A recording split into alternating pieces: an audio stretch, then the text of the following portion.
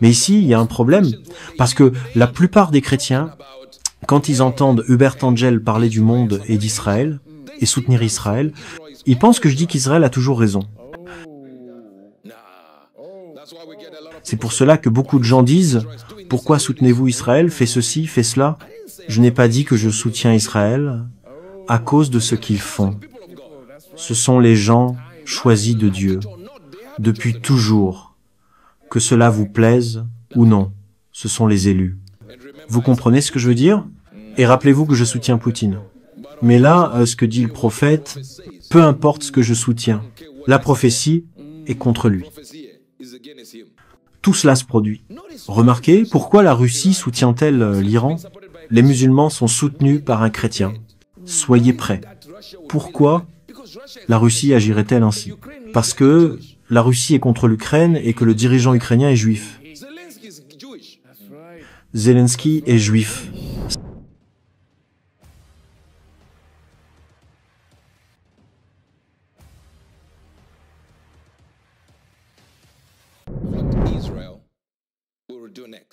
Ce que fera Israël ensuite. La compréhension du monde en ce moment, c'est pourquoi sommes-nous obsédés par Israël? C'est exact. Quand nous traitons du concept de Dieu, nous parlons de quelque chose, ou plutôt d'une entité qui n'a pas de limite de temps, ou n'est pas confinée par le temps, ou contrôlée par le temps. Quel est l'emploi du temps de Dieu? L'emploi du temps de Dieu devient Israël. Parce qu'il ne peut pas se forcer à être contrôlé par le temps. Alors, il est contrôlé par une nation. Il est contrôlé par son amour pour une nation. Alors, son amour devient donc l'emploi du temps. Cela devient les pouvoirs. Peu importe. Quand Israël éternue, le monde attrape un rhume. Nous regardons le temps. Nous regardons l'emploi du temps de Dieu. En d'autres termes, nous regardons Israël pour voir ce que Dieu fait dans le monde. Mais ici, il y a un problème, parce que la plupart des chrétiens, quand ils entendent Hubert Angel parler du monde et d'Israël, et soutenir Israël, ils pensent que je dis qu'Israël a toujours raison. C'est pour cela que beaucoup de gens disent « Pourquoi soutenez-vous Israël? Faites ceci, faites cela. » Je n'ai pas dit que je soutiens Israël à cause de ce qu'ils font. Ce sont les gens choisis de Dieu, depuis toujours. Que cela vous plaise ou non, ce sont les élus. Maintenant ici, abordons ce que vous n'avez pas vu, ce qui a été manifestement silencieux ou plutôt caché. Le jour où l'Iran a attaqué Israël, et c'est là que vous devez comprendre. C'est aussi le jour où l'Institut du Temple a remis les documents pour établir qu'ils sont sur le point de sacrifier la génisse rousse. Peut-être que vous n'avez pas compris cela, mais laissez-moi essayer de vous expliquer. Il n'y a eu que 9 génisses sacrifiées dans l'histoire d'Israël. Donc, il y a plus de 2000 ans, on parle de plus de 2000 ans, ils n'ont pas sacrifié de génisse rousse. Nombre 19, verset 1. Nombre 19, verset 1. Et l'Éternel parla à Moïse. Vous suivez? Et l'Éternel parla à qui? À Moïse. À Moïse. Et il dit à Aaron, disant, verset 2. Voici la prescription de la loi que l'Éternel a ordonnée, disant, parle aux enfants d'Israël. Oui, qu'ils t'apportent une génisse rousse, sans défaut, sans tache, et sur laquelle il n'a jamais été mis de joug. Maintenant, imaginez que pendant toutes ces années, ils ont tenté de s'en rapprocher sans jamais réussir à trouver la génisse rousse. Jusqu'à ce qu'ils en trouvent 5 au Texas. Quand ils ont trouvé 5, maintenant il en reste 4. Donc, sur les 5, une a développé une tâche, donc maintenant il en reste 4. Ils essaient juste de se concentrer sur une seule. Elles ont été transportées depuis le Texas. Et le jour où ils ont déposé la demande disant « Voici notre demande de sacrifier une génisse », elle a été rejetée.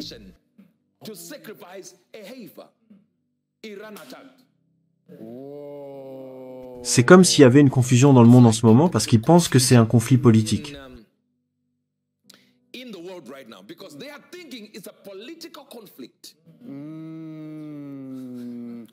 C'est pour ça que l'Amérique s'en mêle. C'est pour ça que d'autres pays s'en mêlent.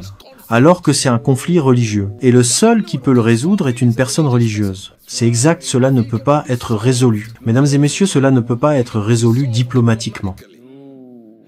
Il y a quelque chose que je veux vous montrer, la raison pour laquelle les génisses rousses sont là. Maintenant, écoutez ceci. Dans un discours marquant les 100 jours de la guerre d'Israël à Gaza, qui a commencé après l'Al-Aqsa Flower, qui vient bien sûr de la mosquée Al-Aqsa, vous savez, celle du dôme doré, vous savez, le mont du temple, ce que vous voyez, cette chose dorée que tu vois. Et nous allons en parler dans quelques minutes de téléspectateurs du monde entier. J'aimerais que vous puissiez comprendre, c'est vraiment important parce que cela vous indique exactement quand l'enlèvement aura lieu.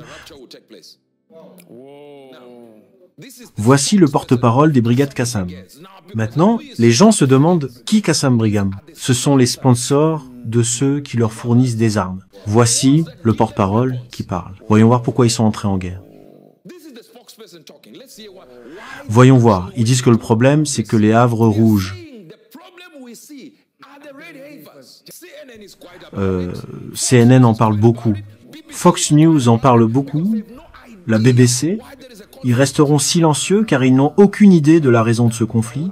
Bon, maintenant, je veux que vous rameniez l'Hôtel Blanc pour qu'ils puissent le voir. Ils l'ont construit il y a des mois et des mois. On savait déjà pourquoi l'attaque a lieu cette fois-ci. Il ne reste que quelques semaines pour que leur havre ait 3 ans.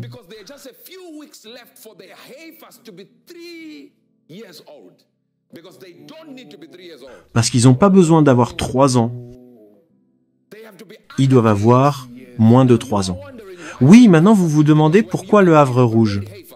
Parce que quand vous avez un Havre Rouge, vous avez le premier temple qui était le temple de Salomon. Ensuite, vous pouvez, le temple d'Hérode maintenant, vous avez le 3e temple qui doit être situé au même endroit que le temple de Salomon et le temple d'Hérode.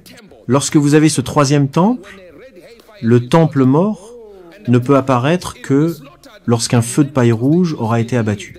Et le problème, c'est qu'il sera abattu. Et puis, parce que les Juifs croient que le mont du Temple est l'emplacement, ils vont construire le temple au-dessus de la mosquée musulmane. Donc toute la guerre vise à empêcher Israël de construire son temple. Les Juifs se préparent donc déjà à construire un temple. Et ces génies sont partis depuis quelques semaines, car ils ont plus de 3 ans.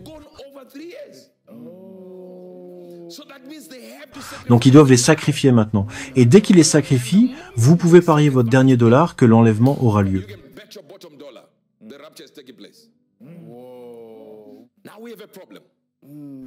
Maintenant, nous avons un problème. C'est là que vous devez écouter. Ce qui se passe, ce sont les chrétiens qui ne connaissent pas la Bible. Nous avons sponsorisé ce problème et donné la parole aux Juifs. Mais vous ne savez pas ce que sera le 3e temple. Il sera au mauvais endroit. Parce que là où se trouve le dôme du rocher ou le mont du temple, c'est un faux emplacement. Cela signifie qu'ils créent un faux temple. Et puisqu'ils créent un faux temple, ils attendent la venue de leur Messie.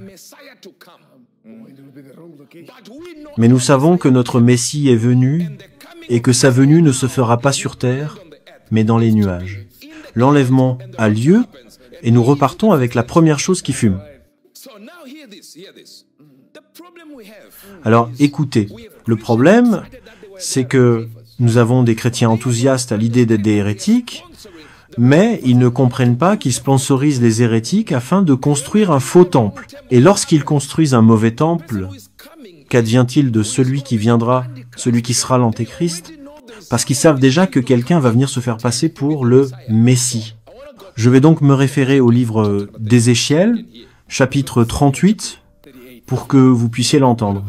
Le livre d'Ézéchiel, chapitre 38, 1, dit « Et la parole de l'Éternel me fut adressée. » Verset 2, « Fils de l'homme, tourne ta face contre Gog. Je vous ai secouru. Mesdames et messieurs, je vous ai secouru. » C'est la Russie. Allons-y et appelons la Russie. Verset 2, « Fils de l'homme, tourne ta face contre la Russie, contre le pays de Russie. » Vous comprenez ce que je veux dire? Et rappelez-vous que je soutiens Poutine. Mais là, ce que dit le prophète, peu importe ce que je soutiens, la prophétie est contre lui.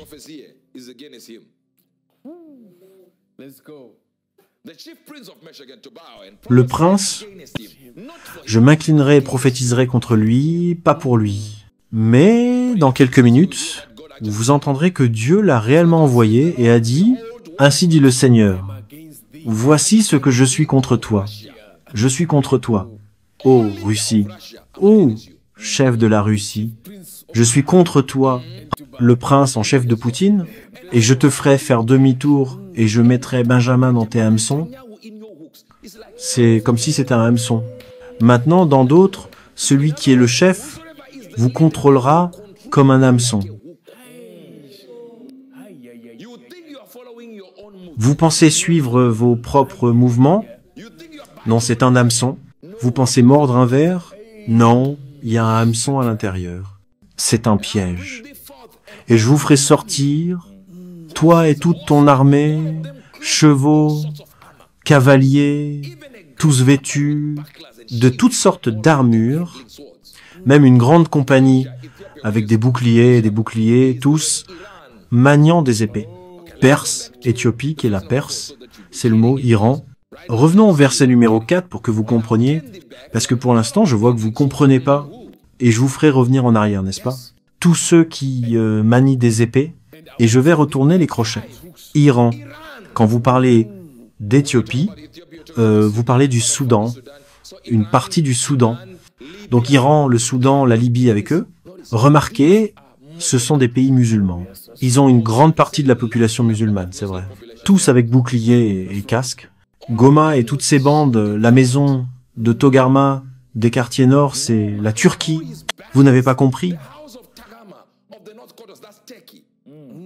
Passons au verset 5, alors je vais vous montrer à nouveau.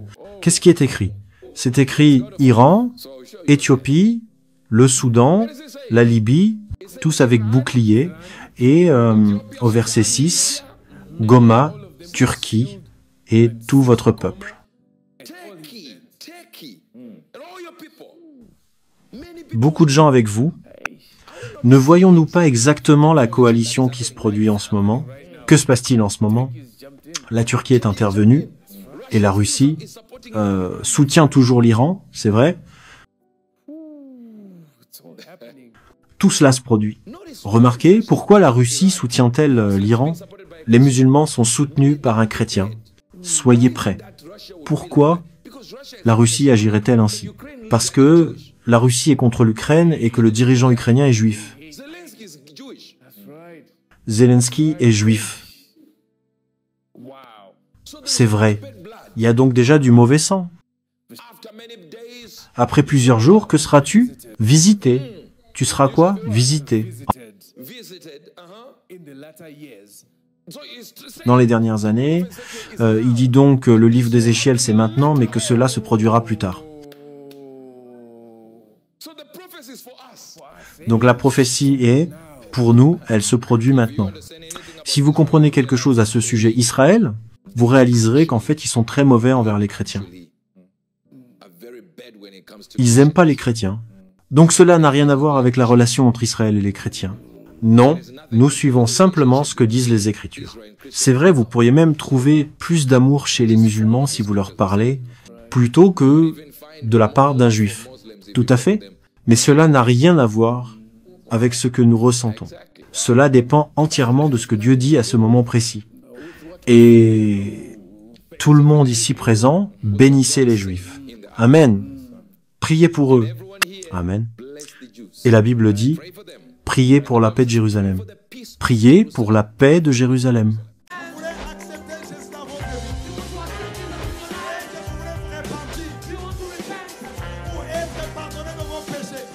C'est pourquoi, mes amis, vous ne pouvez pas croire dans un prophète qui vient, qui dit que lui, il est le chemin. J'étais païen, j'étais beau. Je deviens chrétien, je deviens vilain. Comment? Le silence, ce n'est pas un vide, c'est un puissant langage de celui qui sait ce qu'il fait. C'est le langage du mature. La personne qui est mature répond de fois par le silence, se tait seulement. Si le ciel s'est réconcilié avec la terre, par la croix.